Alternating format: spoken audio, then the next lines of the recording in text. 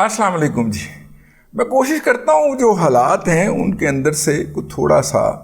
Relief निकाला जाए, कोई मुस्कुराने की वजह दरियाफ्त की जाए। और उस मुस्कुराने की वजह के अंदर आज एक बहुत बड़ी ख़बर मैं आपकी खिदमत में लेके आया हूँ। अल्ताफ़ भाई डार्लिंग है हमारी, ठीक है। एक पप्पी इधर, एक पप्पी इधर, ठीक है प्यारे बच्चों, है एक पप्पी इधर, एक पप्पी इधर है। वो अल्ताफ़ भाई जो हैं वो 1993 से लंदन में मुकीम हैं। उनको भी वक्त पड़ गया है कि बिजली के बिल बहुत ज़्यादा आ गए और उन्होंने इसके ऊपर एक व्लॉग कर मारा है। अल्ताफ़ भाई जो हैं वो उनको बीट कर दिया इमरान अहमद ख़ान नियाज़ी ने। इमरान अहमद ख़ान नियाज़ी साहब जो हैं उन्होंने व्लॉग करना शुरू किए तो फिर अल्ताफ़ भाई को याद आया कि ये भी ख़िताब के अलावा जब बराह रास्त ख़िताब पे पाबंदी लग जाए तो व्लॉग जो है वो सबसे बड़ा ऑप्शन हो सकता है। व्लॉग जो है वो सबसे ज़्यादा अच्छा ज़रिया हो सकता है, मौसर ज़रिया हो सकता है अपने कारकुनों से ख़िताब करने का। तो फिर उन्होंने भी व्लॉग करना शुरू कर दिया। इससे पहले अल्ताफ़ भाई जो थे वो लाइव ख़िताब किया करते थे। और आपको पता है जब अल्ताफ़ भाई का तूती बोलता था या तूती बोलती थी उनकी, उस वक्त तो पाकिस्तान के अंदर 46 के 46 मीडिया चैनल वो लाइव दिखाया करते थे। और जो नहीं दिखाया करते थे उनकी फिर कराची के अंदर वाक़या दफातर की जो है वो सलामती की और उनके स्टाफ की ज़िंदा सलामत घर पहुंच जाने की गारंटी नहीं दी जाया करती थी। और फिर आपने ये भी देखा कि वो जो हैं वो लाइव दिखाया करते थे। और फिर आपने ये भी देखा कि एक टीवी ने लाइव ना दिखाने की गुस्ताखी की, ARY की, और अल्ताफ़ भाई ने उसको टांग करा दी, ठीक है। वो अल्ताफ़ भाई। अच्छा, एक तो अल्ताफ़ भाई को पाकिस्तान में बिजली के बिलों के ऊपर बहुत दुख है और उन्होंने बिल्कुल दिल के तार छेड़े हैं। हमें भी बहुत तकलीफ़ है। अल्ताफ़ भाई पे नहीं कर रहे, अल्ताफ़ भाई सिर्फ तकरीर कर रहे हैं, हम उस बिल को पे कर रहे हैं, तो हमें अल्ताफ़ भाई से ज़्यादा तकलीफ़ है। लेकिन एक और पार्टी है और वो पार्टी कौन सी है? वो तहरीक तालिबान पाकिस्तान खुरासान और उनके तर्जुमान मोहम्मद खुरासानी साहब जो हैं उनको भी बड़ी तशवीश हो गई है कि पाकिस्तान के अंदर बहुत महंगाई है और बिजली के बिल आ चुके हैं। और बिजली के बिल आने की वजह से मुल्क के अंदर तबाही फिर गई है और नौजवानों को उठना चाहिए और उन्हें उठकर बंदूक उठानी चाहिए। ट्रेनिंग हम आपको आपके घर पे आके दे देंगे और बंदूक उठा के जनाब बाहर निकल के डस डस डस डस कर देना चाहिए और मौजूदा हुकूमत जो है उसको उतार फेंकना चाहिए और हमें ला के बिठा देना चाहिए, इसलिए कि बिजली के बिल बहुत ज़्यादा आ गए हैं। यादश बखैर ये जो TTP वाले हैं इनका एक पिछले दिनों एक वीडियो मुझे भिजवाई गई। ये वो लोग हैं जिनको तहरीक तालिबान अफ़गानिस्तान वालों ने इस्तेमाल किया। इनके बच्चे खुदकुश हमलों के अंदर मरवाए और इन्होंने मुकामी, ये TTP वाले जो हैं ये उनके एजेंट थे ना, इन्होंने मुकामी बच्चे भर्ती कर कर के उनको दिए, उन्होंने वो बच्चे खुदकुश के अंदर मरवाए। और अब इनको काबुल के अंदर कोई घास नहीं डाली जा रही और ये गुजारिशें करते हुए पाए जा रहे हैं कि जनाब हमने इतने बेटे कुर्बान किए। कोई कहता है मैंने इतने लोग आपको रिक्रूट करके दिए। एक जो वीडियो आई है उसमें वो कह रहा है कि मैंने 100 से ज़्यादा लोग जो थे वो आपको रिक्रूट करके दिए थे, लेकिन जो है अब उसका अजर मुझे कुछ भी नहीं मिल रहा। मैं सिर्फ ये चाहता हूँ कि काबुल में या कहीं इर्द गिर्द कोई एक मकान मिल जाए यहाँ पे मैं बाकी ज़िंदगी गुजार सकूँ। तो मुझे बताया जाता है कि रियासत के पास कोई पैसा नहीं है और मैं इधर पाकिस्तान के टुकड़ों पे पलने के लिए और मरने के लिए इधर पड़ा हुआ हूँ। वहाँ पे मुझे बताया जाता है कि जनाब जो पैसे आते हैं ख़ास तौर पे जो माइंस हैं उनकी जो रॉयल्टी होती है, ये जो अपना जो कानें हैं जिनके अंदर लोहे की कानें हैं, जिसके अंदर कोयले की कानें हैं, जिसके अंदर जो है वो मुख्तलिफ दीगर बुनियादी हीरों की कानें, इनकी जो रॉयल्टी आती है, जो तालिबान जो थे जब वो हुकूमत में नहीं थे तब भी वसूल किया करते थे, तो अब तो वो धड़ल्ले से वसूल करते हैं। तो वो तालिबान की अशराफिया के दरमियान तकसीम हो जाती हैं जिनके बच्चे जो हैं वो यूरोप और अमेरिका के अंदर पढ़ने के लिए गए हुए हैं। जी, तालिबान की क़यादत के बच्चे जो हैं वो यूरोप और अमेरिका के अंदर से पढ़ के आ रहे हैं। शुभ अंग्रेज़ी बोलते हैं और फ़ारसी और फ़्रांसीसी बोलते हैं اور ان کو طالبان اعلیٰ عہدوں پہ متمکن کر رہے ہیں۔ ابھی پچھلے دنوں کسی نے طالبان کے اسی طرح کے ایک دانے کا تعارف لگایا ہوا تھا۔ پاکستان کے اندر بھی ان کے ذہنی غلام بہت زیادہ ہے نا، تو وہ طالبان کے ایک دانے کا لگایا ہوا تھا جو باہر سے پڑھ کے آیا ہے، اور وہ چائنا کے اندر افغانستان کا سفیر لگا ہوا ہے، اور وہ بچے کی ابھی مسیں نہیں بھیگی پوری طرح نا، لیکن چونکہ وہ کسی بہت بڑے طالب رہنما کا جو آپ کے بچوں کو مرنے کے لیے وہاں پہ بھیجتے تھے ان کا صاحبزادہ ہے اور باہر سے اعلیٰ تعلیم حاصل کر کے آ گیا ہے، تو اب اس کو ایک اعلیٰ عہدے پہ مرتبط کیا جانا بہت ضروری تھا۔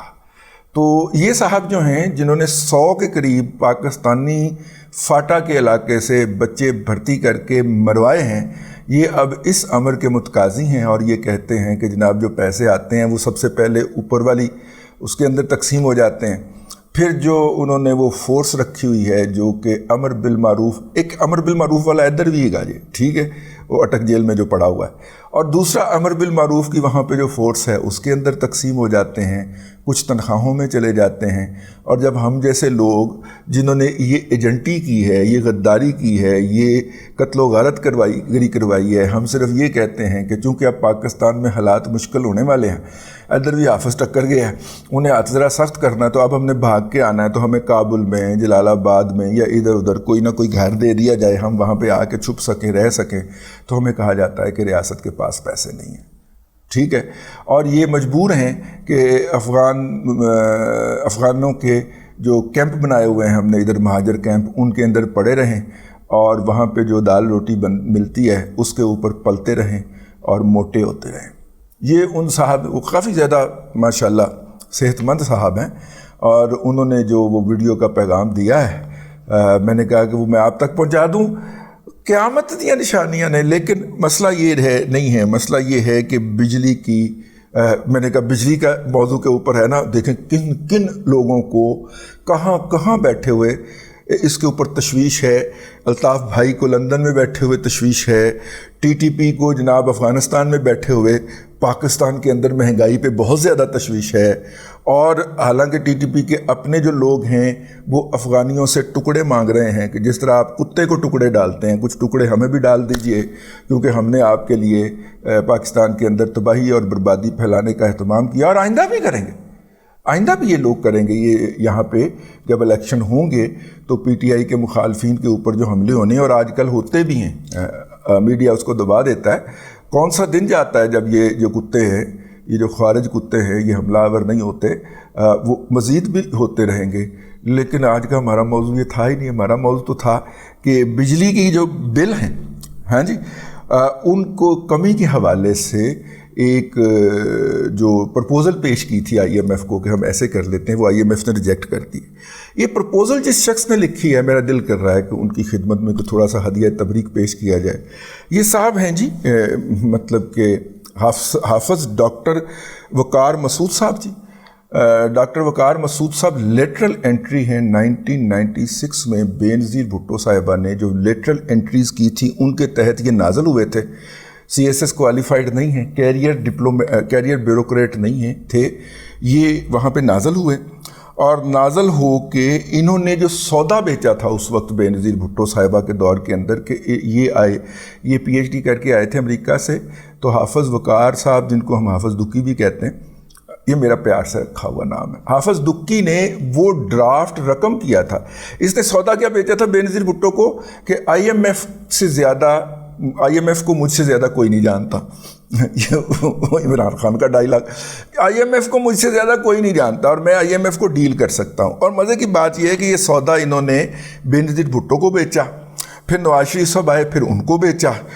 پھر مشرف صاحب آ گئے پھر اس نے مشرف کو یہ سودا بیچا، اور یہ جناب نمبر 2 رہا ہے اپنے شوکت عزیز کے ساتھ، کبھی یہ چیئرمین ایف بی آر ہو جاتے ہیں اور کبھی یہ فنانس کے سیکٹری یا کامرس کے سیکٹری، مطلب اس لیول کے اوپر یہ صاحب، پھر یہ ریٹائر ہو گئے، ریٹائر ہونے کے بعد پھر ان کو کنسلٹنٹ کے طور پر رکھ لیا گیا اور مختلف ادوار میں رکھا جاتا رہا۔ یہ بس یہ حافظ وقار دکی صاحب جو ہیں یہ کچھ عرصہ کے لیے عمران خان کے بھی کچھ ایڈوائزر یا اسسٹنٹ مقرر ہوئے، اور اب اسٹیبلشمنٹ پھر اس بدرو کو نکال کے چاڑ چوڑ کے چاڑ چام کے دوبارہ اس کو انہوں نے یہاں پہ بھی اس کیئر ٹیکر گورنمنٹ میں بھی لگا دیا. اس حافظ دکی کا ڈرافٹ جو ہے وہ IMF نے ریجیکٹ کر دی اور اس نے کہا ہے کہ جناب یہ تو نہیں ہے, یہ تو مناسب نہیں ہے. اب اس میں سیدھی پرپوزل ہے, جس طرح آپ نے 0% سیل ٹیکس کیا ہوا ہے پیٹرولیم کے اوپر, اس طرح سیل ٹیکس 0 کر دیجیے. ٹھیک ہے, سیل ٹیکس 0 کریں گے تو 17% جمع اس کا جو ملٹی پلائر امپیکٹ آتا ہے وہ ڈال کے تو 23-24% تو بڑے آرام سے ہر بل کے اندر کمی واقع ہو سکتی ہے. لیکن حافظ دکی صاحب نے کہا کہ نہیں, ہم لوگوں کو قومی خزانے سے ریلیف دے دیتے ہیں 13-14 ارب روپے کا, اور ہر بندے کا بل جو ہے اس کے نتیجے کے اندر کم ہو جائے گا. تو IMF نے وہ اٹھا کے باہر مارا. ایک شخص پچھلے کم از کم 96 سے آن ورڈ اگر آپ کاؤنٹ کر لیں تو 2006, 2016,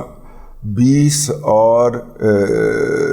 27 سال سے ایک سودا بیچ رہا ہے اور اس کو وہ ڈرافٹ لکھنا نہیں آتا. اب دیکھیں اس ملک میں کن کن کا کیا کیا فلوک لگا ہوا ہے اور مسلسل لگا ہوا ہے. کیوں؟ اس کیوں کا جواب جو ہے وہ حافظ صاحب دے سکتے ہیں کہ کس طرح سے لوگ ان کو